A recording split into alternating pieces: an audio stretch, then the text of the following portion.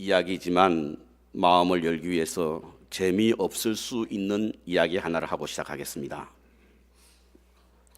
미국의 한 시골에 사는 부부가 결혼 50주년을 맞아 결혼 잔치를 했습니다. 그런데 그 부부는 50년이 되도록 한 번도 싸워본 적이 없었다고 합니다. 불가능하잖아요, 그렇죠? 그래서 어떻게 50년 동안 살면서 한 번도 싸우지 않고 살 수 있을까? 그 소문을 듣고 기자가 찾아와서 물었습니다. 어떻게 50년 동안 한 번도 부부싸움을 하지 않고 결혼 생활을 할 수 있습니까? 라고 물었습니다. 그랬더니 남편이 할아버지가 설명을 해주시는 거예요. 그 할머니와 할아버지는 시골에 살고요. 시골에서 결혼을 했다고 하는데요. 결혼을 하고 난 후에 신혼여행을 바로 갔는데 노새를 타고 갔다고 합니다. 그런데 각각 한 마리씩 타고 가게 되었는데요. 아내도 노새 한 마리, 그러니까 할머니도 한 마리, 할아버지도 한 마리를 타고 그리고 출발을 했다고 합니다. 그런데 아내가 탄 노새가 자꾸 속을 썩이더랍니다. 가다가 멈추고 안 가고 그렇게 속을 썩이니까 그럴 때마다 이 아내가 화가 난 거예요. 그래서 이 아내가 노새에게 내리더니 노새의 두 눈을 똑바로 쳐다보고 한다는 이야기가 이게 첫 번째야, 이렇게 하는 거예요. 얼마를 가다가 또 노새가 안 가고 자꾸 저항을 합니다. 그랬더니 이 할머니가 다시 내려서 노새를 똑바로 쳐다보고는 이게 두 번째야, 이렇게 말하는 거죠. 그런데 조금 가더니 노새가 또 안 가고 버팁니다. 그러니까 할머니가 조용히 내리더니 품에서 권총을 빼내어 노새를 쏴 죽여버렸습니다. 남편이 기가 막혔던 거죠. 아니 무슨 신혼여행에서 세상에 말 못하는 짐승을 총으로 쏴 죽이는 신부가 어디 있습니까? 그래서 막 따졌다는 거예요. 이게 말이 되느냐? 어떻게 말도 못하는 짐승을 죽이면 어떡하냐? 그랬더니 그 아내가 아무 말 없이 할아버지의 눈을 똑바로 쳐다보면서 이것이 첫 번째야. 그래서 50년 동안 조용히 살았답니다. 이게 화평은 아니죠. 화평은 아닙니다, 여러분. 거룩하게 살고자 하는 욕구는 신자에게만 있는 욕구입니다. 이는 신자의 마음에 심어진 하나님의 생명 때문에 그렇습니다. 생명이 없는 불신자들은 거룩한 삶에 대하여 이해하지도 사모하지도 않습니다. 그들에게는 거룩이란 말이 왠지 모르게 답답하고 고리타분하게 들릴 수 있습니다. 그런데 거룩을 모르는 그들도 그리스도인이 어떻게 살아야 하는가는 알고 있습니다. 그들에게 기도를 많이 하는 교인, 성경을 많이 아는 교인, 그리고 찬양을 많이 아는 교인보다도 얼마나 기뻐하며 얼마나 화평하며 얼마나 소망주게 살아가는가, 이것이 세상이 그리스도인에게 거는 기대입니다. 왜냐하면 그것이 곧 거룩한 삶을 살아가는 모습이기 때문에 그렇습니다. 지난주에는 기쁨에 관한 말씀을 나눴고 오늘은 화평에 관한 말씀을 준비했습니다. 기원 후 313년에 로마가 기독교를 국교로 정한 콘스탄틴 황제의 그 승인 이후에 최초로 모였던 종교회의, 그러니까 공의회가 바로 니케아 공의회입니다. 이 회의에서는 교회의 기준, 곧 표지가 되는 네 가지를 정했는데요. 그것은 바로 교회는 통일성, 거룩성, 보편성, 그리고 사도성이 있어야 된다, 이렇게 말했습니다. 교회는 하나가 되어야 하고 거룩해야 하며 모든 사람들에게 열려 있어야 하고 그리고 사도적 전통으로 교회가 세워져야 된다라고 하는 말입니다. 화평하다는 이유 때문에 거룩을 상실해서도 안 되고 거룩하다고 하는 이유 때문에 불화해서도 안 된다는 뜻입니다. 교회는 거룩해야 하고 동시에 화평해야 되는 것입니다. 성경에 나타난 화평에 관한 말씀을 몇 가지 찾아보니까요, 첫 번째로 화평은 의의 열매를 거두는 밑둥치다, 이렇게 말씀하고 있는데요. 야고보서 3장 18절에 보면 화평케 하는 자들은 화평으로 심어 의의 열매를 거두리로다, 이렇게 말씀하고 있습니다. 그러니까 화평은 의의 열매 씨앗이라고 하는 것입니다. 아무리 모든 것을 구비하였다 할지라도 화평이 없으면 의의 열매를 맺지 못한다, 이런 뜻입니다. 두 번째로 화평은 하나님을 보는 방법입니다. 히브리서 12장 14절에 보면요, 모든 사람으로 더불어 화평함과 거룩함을 좇으라. 이것이 없이는 아무도 주를 보지 못하리라.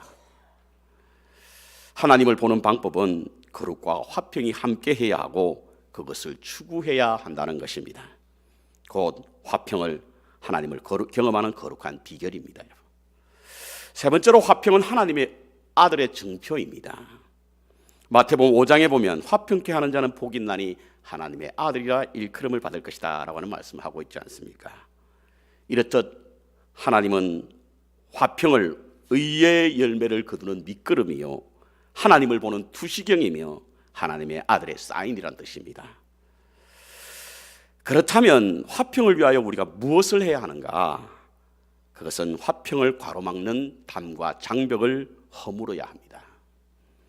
오늘 본문을 우리가 보면요, 본문의 사도 바울 서장은 에베소 교회를 향하여 11절부터 우리는 원래 이방인이었다는 겁니다.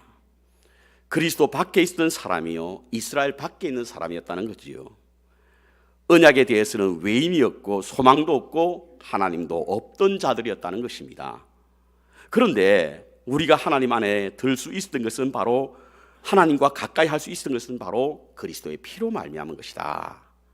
그리고 14절에 그것은 바로 중간에 막힌 담을 자기의 육체로 허무셨기 때문에 우리가 그리스도의 피로 말미암아 하나님과 가까이 지내게 되었다, 화평을 이루게 되었다, 이런 것입니다.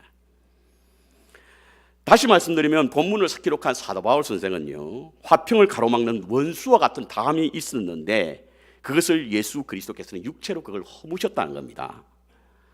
이것은 아마 예수님께서 십자가에 달리실 때에 성소의 휘장이 위로부터 아래로 갈라지는 그 사건을 생각하고 아마 하신 말씀 같은데요, 그 사건으로 말미암아 성소와 지성소가 하나가 되고 하나님과 인간이 화평케 되었다라고 하는 말씀을 염두에 두고 이 말씀을 기록한 것으로 보입니다.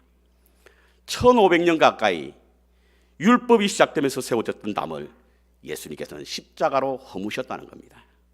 그러므로 화평을 위해서는 사이를 가로막는 벽을 허물어야 합니다. 우리에게는 허물어야 할 것이 두 개 있죠. 먼저는 하나님과 우리 사이에 있는 벽을 허물어야 합니다. 하나님과 우리 사이에 있는 벽. 화평이란 말은 히브리어로 샬롬이라고 하고 헬라어로 에이레네라고 하는 말을 하는데요, 이 말은 유대인들이 가장 많이 사용하고 가장 즐겨 사용하는 것이 바로 이 샬롬입니다. 예수님께서도 이 말씀을 자주 사용하셨죠. 평강이 있을지어다 샬롬. 그런데 이는 하나님과의 관계에서 오는 평안, 곧 관계 완성에서 얻게 되는 평안을 말할 때 샬롬이라고 말합니다.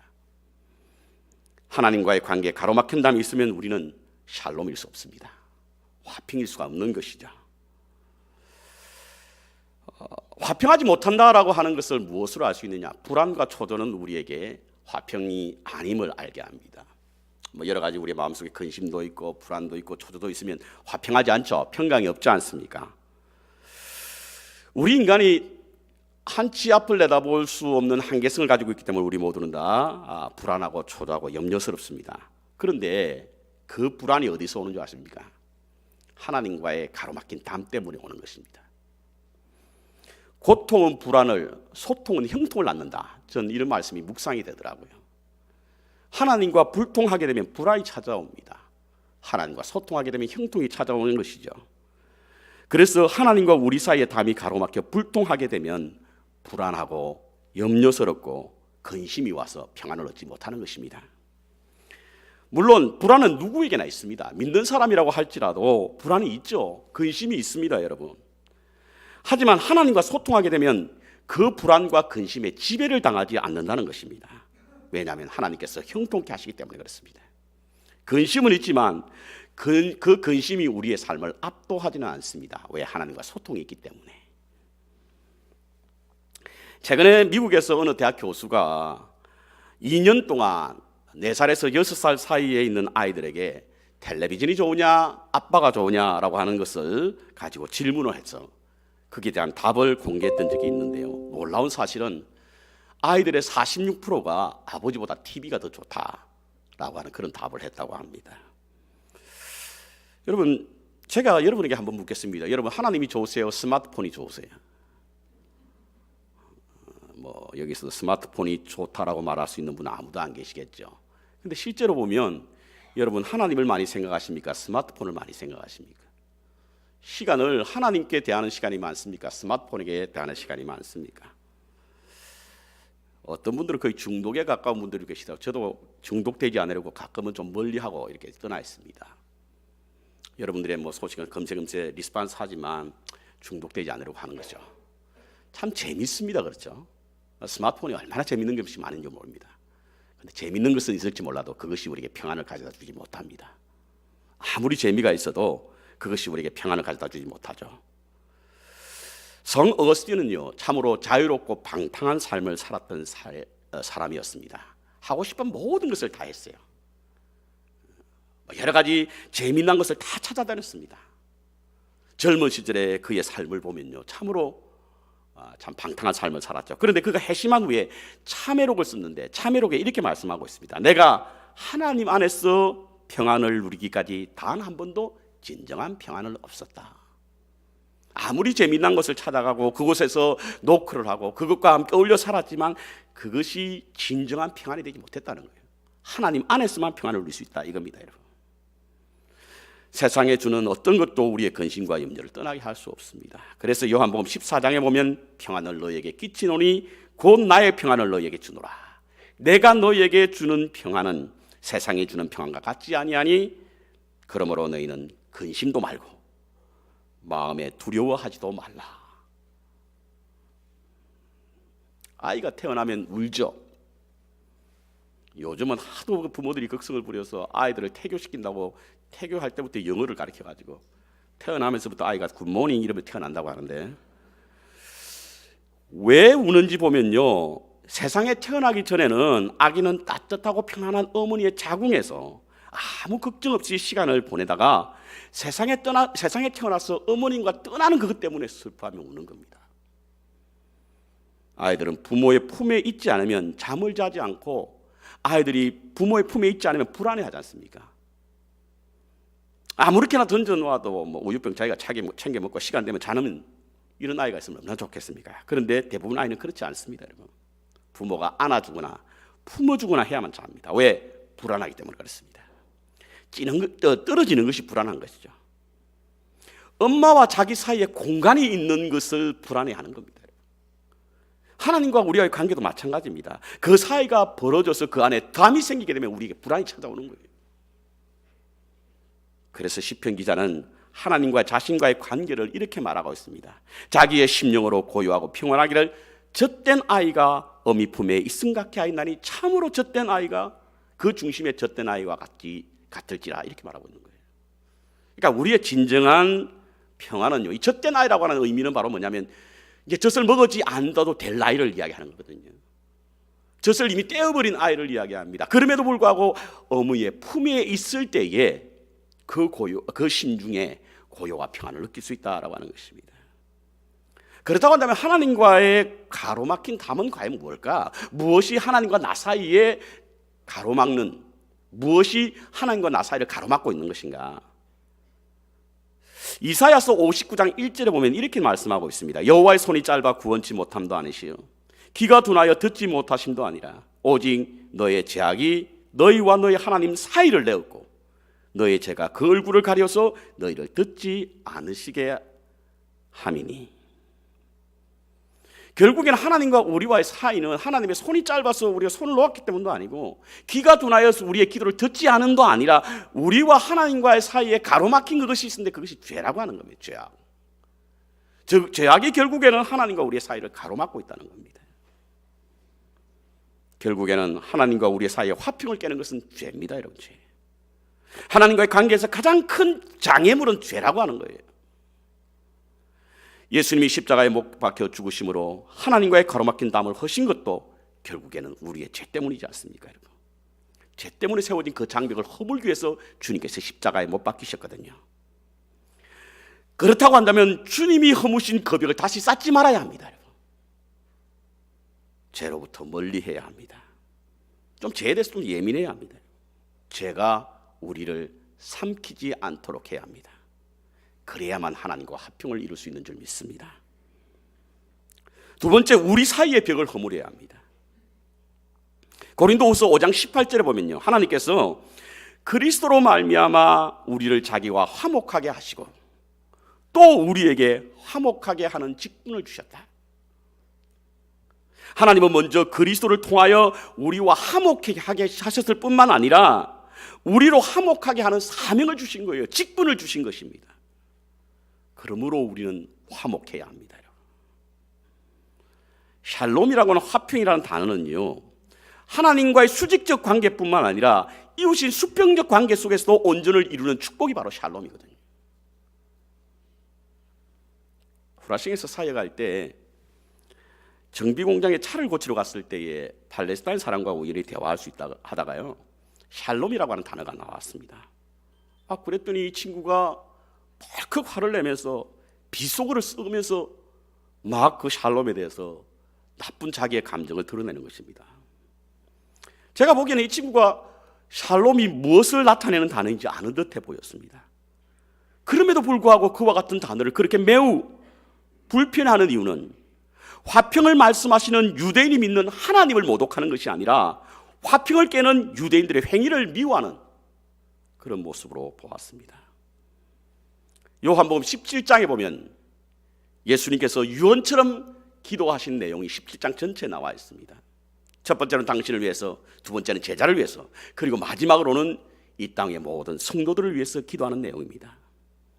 그런데 이 세 번째 모든 성도들을 위해서 기도할 때요, 21절, 22절, 23절에 거듭 반복하여 기도하는 것이 있는데 그것은 바로 하나가 되게 해달라 이겁니다. 아마도 오늘날 교회와 성도들이 자신만의 아성을 쌓고 하나가 되지 못하도록 끝없이 저항할 것을 예견이라도 하셨듯이 그렇게 간절하게 하나가 되게 해달라고 기도하셨던 것입니다. 그렇다고 한다면 하나가 되기 위해서 우리는 우리의 사이에 있는 벽도 허물어야 합니다. 그럼 어떤 벽을 허물어야 될까? 첫 번째로 차별의 벽을 허물어야 합니다. 차별의 벽. 차별의 벽. 화평을 깨는 것은요, 차별입니다. 차별. 교회 집단이든 사회 집단이든 간에 공동체를 허무는 작은 여우는 바로 이 차별입니다. 거룩은 구별을 말하죠. 거룩하다라고 하는 구별됐다는 뜻인데요. 근데 구별을 차별과 혼돈하시는 분들이 계십니다. 구별과 차별은 다릅니다. 구별은 그 기준이 하나님의 말씀에 있고 차별은 자기의 사고에 있고 자기의 관점에 있는 거예요. 구별은 거룩하게 하는 것이고 차별은 교만하게 하는 겁니다. 그럼에도 구별을 차별로 착각해서 화평을 깨는 분들이 계시지 않습니까? 인간의 모습이 하나님의 형상으로 지으심을 받았다라고 하나님 말씀하시니 저와 여러분 각자는 하나님의 형상대로 지음을 받으신 줄 믿습니다. 그런데 우리 인간이 다 똑같지 않잖아요. 그렇기 때문에 하나님께서 우리를 만드실 때 똑같지 않게 만들었습니다. 우리가 낳은 아이들도 보면 아롱이 있고 다랑이 있잖아요. 어쩜 저렇게 다르지? 한 뱃속에 나왔는데. 그것은 바로 하나님의 작품이기 때문에 그렇습니다. 여러분. 하나님은 인간을 만드실 때 찍어 만든 것이 아니라 빚어 만드셨다고 하잖아요. 빚어 만들었다라고 해서 다르게 만들었다는 이야기입니다. 그래서 우리 모두는 다 다릅니다, 여러분. 테레사 수녀는요, 하나님의 얼굴은 모든 사람들의 얼굴을 모아놓은 것과 같아. 이 말은 무슨 말이냐면 여러분과 제가 얼굴이 다르듯이 하나님의 얼굴도 당신의 형상을 지었기 때문에 집사님의 얼굴을 가지고 있기도 하고 저의 얼굴을 가지고 있기도 한 겁니다. 김씨 얼굴을 가지고도 있고요, 정씨 얼굴을 가지고도 있습니다, 여러분. 왜? 모두 다 하나님의 형상으로 지었기 때문에 그렇습니다.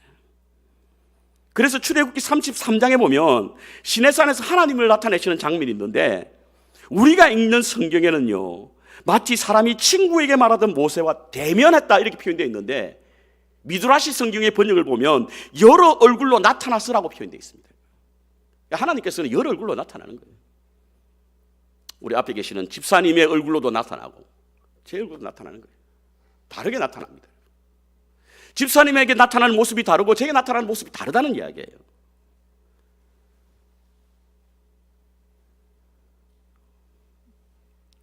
그것을 우리는 차이라고 말합니다. 차이. 하나님은 다르게 차이 있게 만든 거예요. 그래서 차이는 좋습니다. 하지만 차별은 나쁩니다, 여러분.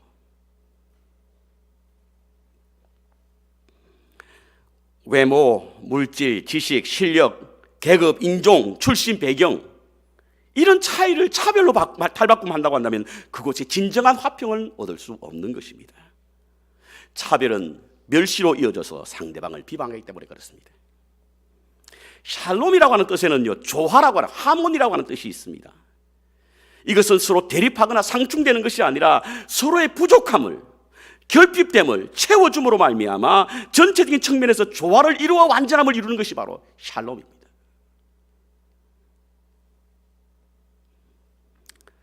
지난번에 포블리스에서 신년을 맞아 할애를 한다고 해서 갔었습니다. 갔더니 또 목사님이 왔으니까 한 말씀 해주시죠 라고 하는 말씀을 듣고는 준비되지 않는 말씀을 함께 나눴던 적이 있습니다. 합창에게 있어 가장 중요한 게 무엇입니까? 하모니입니다. 하모니. 하모니에서 가장 중요한 것이 무엇입니까? 이해와 존중과 사랑입니다. 이해는요, 낮은 자리에 있어야만 볼 수 있는 것이고, 존중은 다른 사람을 나보다 낮게 여길 때 가지는 것이고, 사랑은 자기 몸과 같이 여길 때만 얻을 수 있는 것입니다 라고 하는 말씀을 함께 나누었습니다. 그렇습니다, 여러분. 타자에 대한 존중하는 마음이 없이는 결코 화평을 이룰 수가 없습니다, 여러분. 인간의 역사를 한마디로 선을 긋는 역사다 이렇게 말하는 분이 있지요. 그래서 지금도 선이 뚜렷하지 않습니까? 진보와 보수, 강자와 약자, 부유와 빈곤, 각종 선들이 서로 그어져서 서로 차별하고 대립하고 반목하는 모습들이 오늘 우리 사회의 모습입니다. 모두들 자신들의 관점에서 해석하고 선을 긋고 그것이 정의라고 생각합니다. 그런데 필립 얀스가 쓴 Discovering God라고 하는 책에 보면요, 예수님께서 이 땅에 오신 목적은 선을 지우기 위해서 오셨다는 거예요. 우리가 그어놓은 그 선을 지우기 위해 오셨다는 거예요. 오랜 유대 전통, 특히 분리주의자들이라고 일컬음을 받는 바리새인들과 유대 최고 종교회의에 장악해서 모든 사회 구조에 선을 그어놓았던 그들을 향하여 주님은 그 선을 지우기 위해서 이 땅에 오셨다는 겁니다. 차별은 분열을 가져옵니다. 그런데 그 분열은 사단이 하는 일입니다, 여러분. 사단인 초대 교회 때부터 끊임없이 다툼으로 교회를 무너뜨리고자 했습니다. 분열하게 만들고 성령을 연합하게 하시는 것을 방해했던 겁니다. 고린도전서 12장 13절을 보십시오. 우리가 유대인이나 헬라인이나 종이나 자유자나 다 한 성령으로 세례를 받아 한 몸이 되었고 또 한 성령을 마시게 되었느니라. 그렇다고 한다면 성령에 충만한 사람은 어떤 사람입니까, 여러분? 하나가 되려고 끊임없이 노력하는 사람이 성령에 충만한 사람이요, 분열하려고 하는 오늘날 세대를 보며 가슴을 치며 탄식하는 사람이 바로 성령에 충만한 사람입니다. 두 번째로 오늘 예수님께서 허무셨던 것은 바로 바리새인들의 오만과 편견의 벽입니다. 오만과 편견의 벽. 요즘은요, 자존감을 키워라, 자신감을 가져라 라는 강의가 참 많습니다. 자신의 존재감을 드러내는 여러 가지 강의들이 있죠. 그런데 이와 같은 것은 자칫 우리에게 오만과 편견으로 이어질 수 있습니다. 오만과 편견은 쌍둥이와 같은 거예요. 편견이 오만을 만들고 오만이 편견을 가지게 합니다. 이와 같은 것은 화평을 이루지 못합니다. 그래서 허물어야 합니다, 여러분. 오만과 편견은 모두 자기 사랑에서 비롯되죠. 자기 사랑이 화평을 깨듯 오만과 편견도 화평을 깨는 것입니다. 자기 사랑은 이기적인 사람이 되고 자기 중심적인 사람이 됩니다. 강한 지배력과 독점력을 가지고 행함으로 말미암아 불화를 일으키는 것이죠. 세상에는요, 타자를 받아들이려는 사람이 있고 이용하려고 하는 사람이 있습니다. 받아들이려고 하는 사람은요, 그 사람의 세계로 들어갑니다. 그래서 그 사람과 함께 관계를 가지려고 합니다. 그들의 경험, 사고방식, 그리고 삶의 이야기들을 함께 나누고 그 속에 서로 공유하며 관계를 가지는 것이죠. 그런데 이용하려고 하는 사람은 그렇지 않지 않습니까? 마치 물건 취급하듯 합니다, 여러분. 마틴 부부, 유대교의 그 신학자였던, 유대인 신학자였던 마틴 부부가 썼던 나와 너라고 하는 책에서 나오듯이 그 상대를 유라고 하는 그런 존중하는 단계가 아니라 그것을 그것으로 생각하는 사람들이 바로 이용하는 사람들이라고 하는 것입니다. 무엇을 얻어내려고, 내 주장에 동의를 얻어내려고 사람들을 이용하는 사람들, 다른 사람의 생각과 시각에는 전혀 관심이 없고 오히려 자기의 생각을 강요하거나 자기의 생각을 다르면 그를 적으로 여기는 사람, 이런 사람들은 바로 오만과 편견이 있는 사람들입니다. 우리 인간은 스스로 알 수 없습니다. 그렇죠? 이 학자들의 실험과 그리고 연구를 통해서 알아낸 것입니다. 그래서 스스로 내 자신을 알라라고 하는 이야기 하지만 실제로 우리 자신을 스스로 어떻게 알 수 있습니까? 모르잖아요. 알 수 있는 유일한 방법이 있습니다. 타자를 통해서 나를 알 수 있는 거예요. 다른 사람을 통해서. 그러기 위해서는 우리 끊임없이 타자에 대한 문이 열려 있어야 합니다. 그들에게는 받아들여야 합니다. 여러분. 귀를 기울여야 합니다. 그렇지 않으면 절대 나 자신을 스스로 볼 수 없습니다. 그래서 오만과 편견에 사로잡힌 사람은요, 늘 외롭고 고독한 삶을 사는 것입니다. 사도 바울 선생은 에베소 4장에 화평케 하는 일에 있어서 있어야 할 반드시 4가지를 말씀하고 있는데요, 모든 겸손과 온유로 하고 오래 참음으로 사랑 가운데서 서로 용납하고 평안을 매는 줄로 성령의 하나 되게 하신 것을 힘써 지키라. 새벽 기도 시간에 나눴던 말씀인데요, 어느 날 저녁에 누군가가 성 프란시스의 집에 방문해서 문을 두들겼습니다. 프란시스가 문을 열자 얼굴이 몹시 흉하게 일그러진 나병 환자 한 사람이 그곳에 서 있는 거예요. 그는 춥고 배고프다며 잠시 쉬어갈 수 없겠냐라고 물었습니다. 프란시스는 그를 방으로 안내하고 정성껏 식탁을 마련해서 대접했습니다. 밤이 깊어지자 나 환자가 다시 춥다며 당신의 체온을 좀 나눌 수 없느냐라고 물었습니다. 그러자 프란시스는 자신이 입고 있던 옷을 모두 다 벗고 그 나 환자를 꼭 껴안은 채 잠이 들었습니다. 이튿날 프란시스가 눈을 떴을 때는 아무도 없었습니다. 그 어젯밤에 찾아왔던 나병 환자 온데간데 없었던 겁니다. 프란시스는 깨달았습니다. 그 나병 환자가 바로 예수님이란 사실을. 그리고는 그는 자신을 찾아오신 주님에 대하여 뜨거운 감사의 기도를 드렸는데, 그 기도가 무엇이냐면 바로 평화의 기도입니다. 주여, 나를 평화의 도구로 써주소서. 미움이 있는 곳에 사랑을, 상처가 있는 곳에 용서를, 분열이 있는 곳에 일치를, 의혹이 있는 곳에 믿음을 심게 하소서. 오류가 있는 곳에 진리를, 절망이 있는 곳에 희망을, 어둠이 있는 곳에 광명을, 슬픔이 있는 곳에 기쁨을 심게 하소서. 위로받기보다는 위로하며, 이해받기보다는 이해하며, 사랑받기보다는 사랑하며, 자기를 온전히 줌으로 영생을 얻게 하여 주옵소서. 주여, 나를 평화의 도구로 써주소서. 그는 주님을 만났다고 의시되거나 자랑하지 않았습니다.